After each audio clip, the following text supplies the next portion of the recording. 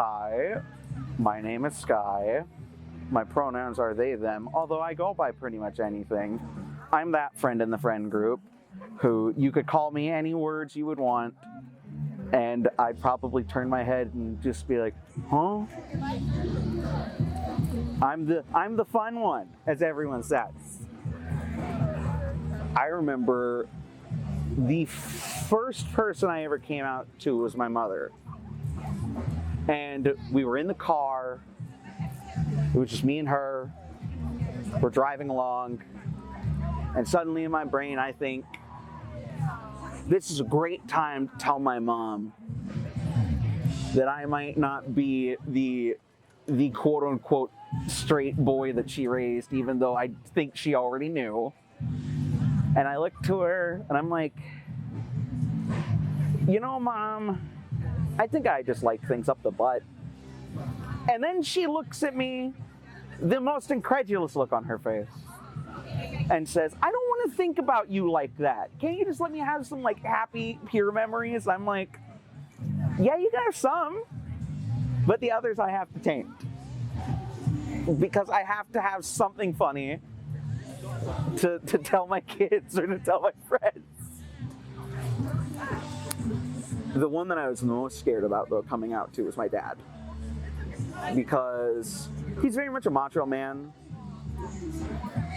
Kind of like a man's man. Men don't cry. You know, you're going to love football and baseball. And it was a time, because that was when I was trying to figure out all the gender stuff. Which, hoo boy, that is a hoot and a holler in and of itself that I'm still trying to figure out. But he pretty much just said, yeah, if this is who you are, then I'm going to support you. Especially because I haven't only seen eye to eye with him, because we are both very different people and raised differently. It was one of those really like heart-touching moments of and remembering it to this day, I start to get teary-eyed for that fact that it just came. And it wasn't like no, this can't be happening. It was just yeah, this doesn't change who you are because you're still you. And if you're going to be more true to who you are as a person, well, then who am I to say no? Who am I to fight against it? Which is hearing stories of other friends coming out and how either not good or just how kind of they are. I recognize the fact that I've had some great, or that I've been fortunate enough to have those moments with my family. There are still some that I don't tell, and I act like I'm quote unquote normal in their words around, but that's just because I don't want to start a big fight. There's no real point.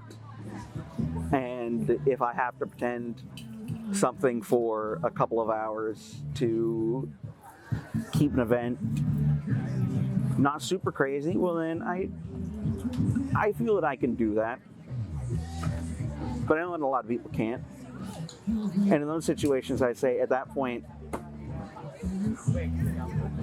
if you can do it without getting hurt or putting yourself into a negative situation, definitely do it.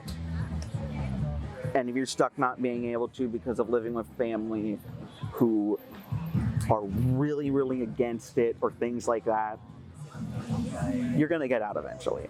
Trust me. You're going to get out with either people who really care about you, who will take you out of the situation, or you're just going to be, you're going to get older, and you're going to hit that point where you get to be out on your own. And you don't have to worry about those kinds of things anymore. Because you're the adult now. You're the one who lives under your own roof. What mom and dad tried to force you not to be, well, they can't do that anymore. And if they decide to try and do something like that to you in your house, you get to tell them that they can go. You don't got to deal with it. You can be who you are truthfully especially when you're out on your own. Whether that be going out for a walk while still living with very misunderstanding family, going out with friends. I know that a friend and I went shopping for more gender-affirming clothing. Probably in about 40 minutes. Because I couldn't really do that Probably about 40 minutes. with the family that I had, just because it was so new and stressful for me. But it's definitely it takes time, is what I can say. That definitely everyone will understand, and it will make sense too. It takes time, and there's a lot of moments where you're going to feel that you're not okay.